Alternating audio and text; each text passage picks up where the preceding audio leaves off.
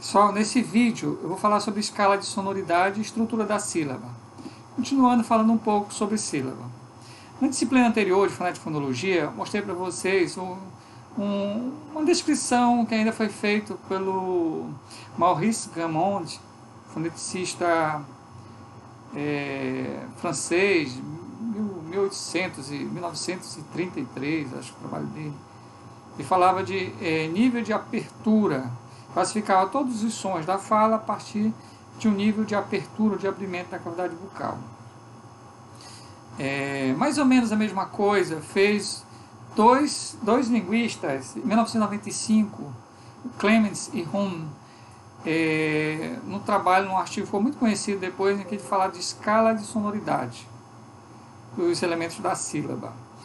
Esse trabalho foi publicado num nível organizado por outro, um fonólogo bem conhecido, bem famoso, um americano, o Goldsmith. Então, nessa escala de sonoridade, ele organizou alguns traços importantes e alguns segmentos que são, digamos assim, os mais importantes do conjunto de fonemas e de segmentos fônicos da linguagem humana. Então ele organizou numa tabela, a tabela é exatamente como está aqui.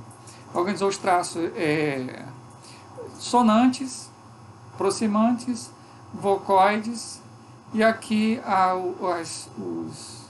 os tipos propriamente de segmentos: obstruintes, nasais, líquidas e vogais. Então, obstruintes são um conjunto de segmentos mais fechados na articulação fonética. Por exemplo, as oclusivas e as constritivas. As oclusivas e constritivas são obstruintes. Depois vem as nasais, as líquidas, que compreendem os steps, re, lê, lhe. As vogais, que a gente já sabe que são os sons mais abertos. Então aqui nós temos sons mais fechados, que são os obstruintes, oclusivas e constritivas. Depois vemos as nasais, que são todas oclusivas na cavidade bucal, mas há ressonância pela cavidade nasal. Depois as líquidas, que são quase já se aproximam das vogais, né? E as vogais propriamente, que são produzidas com a abertura da cavidade bucal. E aí os traços, que ele considerou 3 traços relevantes. Sonantes. O que são sonantes? São todos aqueles segmentos fônicos que são naturalmente vozeados. Então, quanto mais abertos, os sons mais vozeados, né? Depois, as aproximantes. As aproximantes são aqueles grupos de sons da fala humana que são produzidos sem um fechamento total da cavidade bucal. Na verdade, os articuladores se aproximam, mas não chegam a bloquear propriamente a passagem do ar. Por exemplo, um TEP é considerado, um RE é considerado um aproximante, mas uma nasal não, porque a nasal há oclusão. Tá?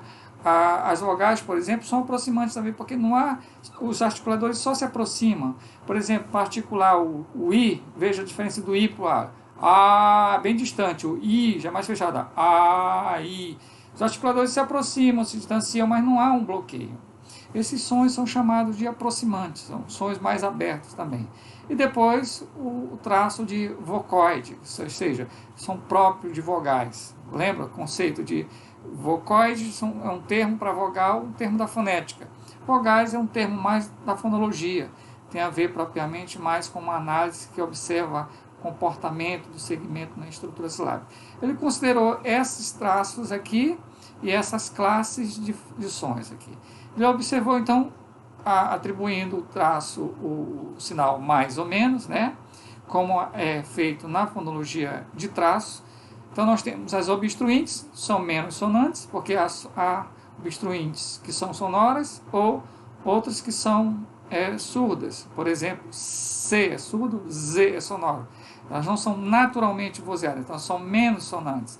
As obstruintes são menos aproximantes. Todas são, na verdade, elas sofrem o bloqueio da passagem do ar, elas sofrem algum tipo de bloqueio, pode ser total ou quase total. E elas são menos vocoides também. As nasais, elas são mais sonantes. Todas as nasais são vozeadas, são sonoras, mas elas são menos aproximantes, que todas são oclusivas, tem traços de oclusão na cavidade bucal, e todas são menos vocoides também.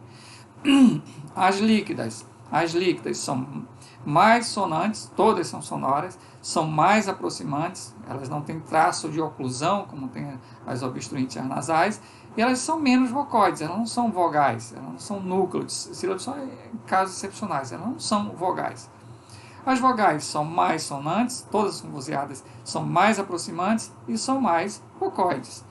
Então, com base nesses critérios, ele vai definir a escala de sonoridade. Então, as obstruentes, por exemplo, tem 0, na escala de sonoridade ela tem o nível 0. As nasais, só a gente contar os sinais demais, tem o nível 1. As líquidas tem nível 2 na escala de sonoridade. E as vogais tem nível 3 na escala de sonoridade. Aqui eu só representei algumas consoantes para vocês entenderem. Os obstruentes, por exemplo, PB, TD, QG, CZ, XG, vai embora. Nasais, ME, NE, NHE. Líquidas, RE, LE, LHE, RE. Vogais, A, O, E, I, U, O, E. Vai embora, são mais, né? E qual a relevância disso? Bom, primeiro vamos tentar mostrar para vocês aqui essa escala de sonoridade. Então veja, o T, no caso uma obstruinte, tem nível de sonoridade 0. A vogal, normalmente o núcleo de sílaba, tem nível de sonoridade 3, é o núcleo, a vogal. O RE, o TEP, no caso aqui da sílaba transpor, por exemplo, transporte, o RE tem nível de sonoridade 2. O NE, uma nasal, tem nível de sonoridade 1. E o C tem nível de sonoridade 0.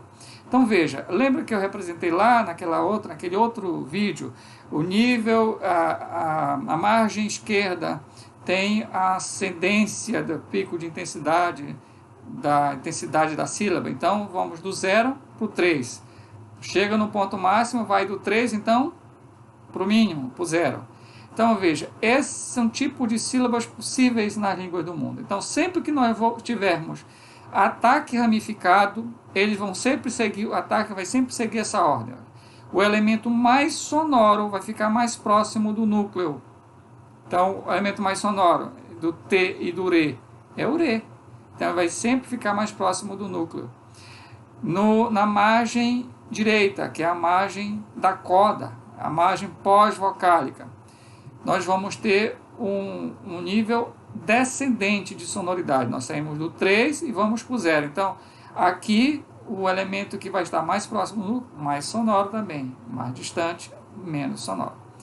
Então, nós vamos ver algumas restrições, está organizado em seguida, que determina essas possíveis combinações de sílaba, de elementos para formar sílaba nas línguas do mundo. Não é possível, por exemplo, uma sílaba que tenha uma coda ramificada, um ataque ramificado com uma consoante líquida antes de uma consoante obstruinte, ou seja, oclusiva ou constritiva. Da mesma forma, não é possível uma coda que tenha uma consoante obstruinte, no caso aqui uma constritiva, antes de uma consoante nasal. Nós não podemos ir do 3 para o 0, depois para o 1. Seria uma violação da própria física. Isso aqui é uma lei da física, isso aqui é uma escala de sonoridade. O elemento está mais próximo do núcleo, tem que ser mais sonoro. Então, algumas generalizações que o próprio Clemens e Hume fizeram a partir dessa escala de sonoridade. Então, segmentos quanto mais sonoros, mais nucleares. Por isso, as vogais têm nível de sonoridade 3, normalmente núcleo de sílaba. Quanto menos sonoros, mais marginais. Então, consoantes oclusivas são margem de sílaba por excelência. Nas línguas do mundo, vogais são sempre núcleo de sílaba. Consoantes, margens. Consoantes líquidas, como RE e LE, ocorrem como núcleo de sílaba em algumas línguas. As nasais raramente ocorrem também como núcleo de sílaba. As obstruentes só em casos excepcionais. E quando ocorrem, são mais fenômenos de fonético do que propriamente fenômeno fonológico. Bom, quando o ataque ou coda de uma sílaba for ramificado, os segmentos que o A, né, o se for o ataque, o A se for a corda, seguirão uma sequência de sonoridade crescente em direção ao núcleo. Ou seja, se a minha corda, o meu ataque for ramificado, eu vou sempre ter o segundo elemento mais sonoro do que o primeiro. Ou seja, quanto mais próximo do núcleo, o elemento mais próximo do núcleo, mais sonoro. Quanto mais distante do núcleo, menos sonoro. Então, tanto faz ser margem direita ou margem esquerda. Então, isso é um princípio que restringe, por exemplo, ataque silábico desta natureza. Re, T e vogal depois. Não existe ataque com essa ramificação aqui. Ó. Da mesma forma que não existe coda com essa estrutura aqui. Ó. Isso não existe em língua nenhuma. Seria uma violação da física. Eu não posso, por exemplo, ter um elemento menos sonoro mais próximo do núcleo. Ok? E o elemento mais sonoro mais distante do núcleo. Na margem esquerda, tanto faz quanto na margem direita. Um outro princípio que diz respeito à formação da estrutura silábica. Então, se nós pedirmos para uma criança que já está, digamos, no terceiro ano do ensino fundamental, para ela dividir uma palavra como ata, certamente ela vai saber fazer a divisão silábica, vai dizer a, tá. Mas por que se divide assim? Qual a explicação para uma palavra como ata se dividir assim e não, por exemplo, desta forma aqui? Ó? Então, qual seria a explicação? Então, há um entendimento teórico, uma hipótese teórica de como se formam as sílabas em qualquer língua. Então, segundo essa hipótese, a formação da estrutura silábica obedece à seguinte sequência. Isso aqui é geral para qualquer sílaba em qualquer língua. Então, primeiro se forma o núcleo da sílaba. Depois do núcleo formado, se forma o ataque da sílaba. E, por último, a coda. Então, primeiro, para nós formarmos uma sílaba, nós temos que atender a necessidade de núcleo. Toda sílaba tem que ter núcleo. Em segundo lugar, a necessidade de ataque. E, por último, a necessidade de coda. Então, a palavra ata se divide assim, a, tá, e não assim, a, porque se eu fizesse assim, eu estaria violando essa sequência. Então, primeiro eu defino o núcleo. Então, eu tenho os dois A's, A e A. Depois eu tenho uma consoante. Com quem essa consoante vai ficar? Com a primeira sílaba, que seria a coda, ou com a segunda sílaba, no caso seria ataque. Aí eu tenho que observar a sequência. Primeiro o núcleo, depois ataque. Só por último a coda. Então, eu divido assim, a, tá, e não assim. Assim eu estaria atendendo, antes de atender a necessidade de ataque, a necessidade de coda. Ok? Então, essa é a explicação teórica para a razão de como dividimos uma palavra como essa. Serve para os outros exemplos também, que a gente vai ver mais adiante. Outra generalização. As línguas evitam elementos de mesmo nível de sonoridade nas ramificações, tanto de ataque quanto de coda. Então veja que, falei para vocês, a margem esquerda tem um pico de sonoridade crescente, a margem direita tem um pico de sonoridade decrescente, mas é sempre um nível de sonoridade. A sílaba ela tem esse movimento, sobe, chega ao máximo, depois desce. Então, quando a gente tem uma margem ramificada, seja um ataque ramificado ou uma coda ramificada, esses elementos da ramificação, eles tendem a ter uma sequência também de sonoridade. Eles não podem ter o mesmo nível de sonoridade, como, por exemplo, 00 ou 11, okay? Ou 22. Então, normalmente, nós temos ataque da seguinte forma. Nós temos uma consoante oclusiva, seguido de uma consoante líquida, que no caso, por exemplo, em português é lê ou re, como, por exemplo, atlas, planta. Então, eu tenho um P, um L, o lê, líquida, depois a vogal.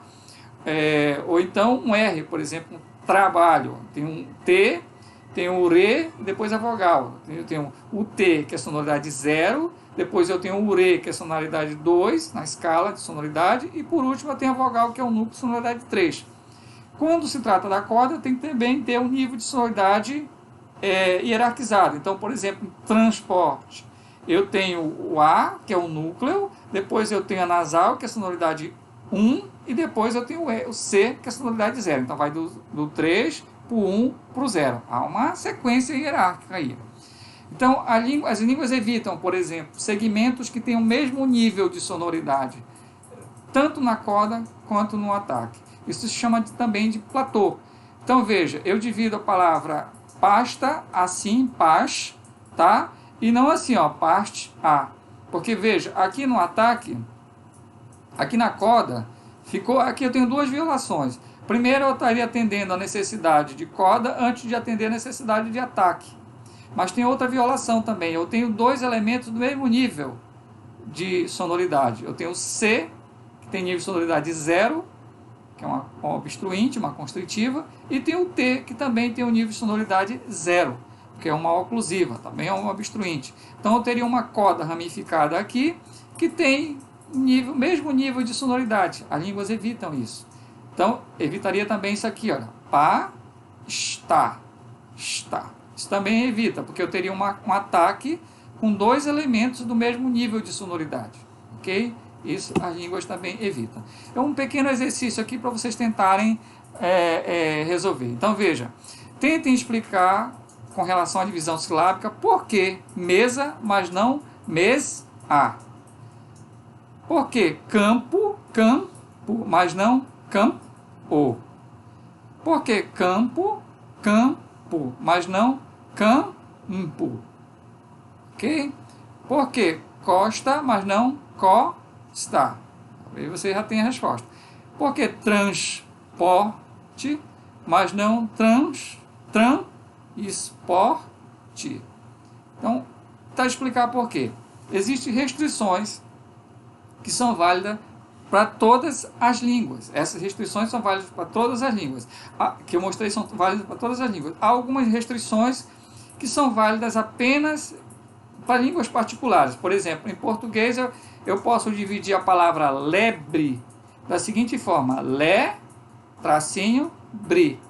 Eu não posso dividir, por exemplo, como lebre, ou seja, colocando o B na coda da primeira sílaba.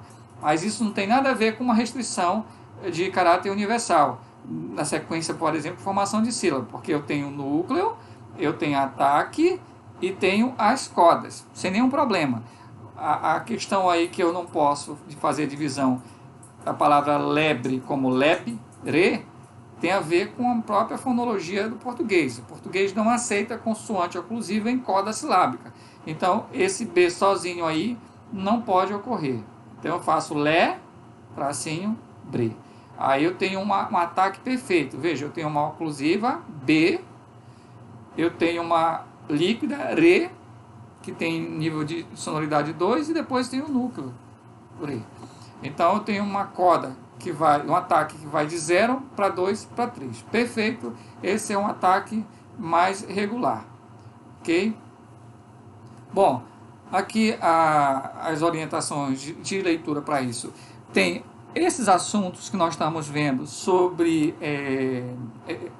fonologia não linear, vocês encontram todo aqui neste livro, talvez a melhor referência que nós temos para o assunto.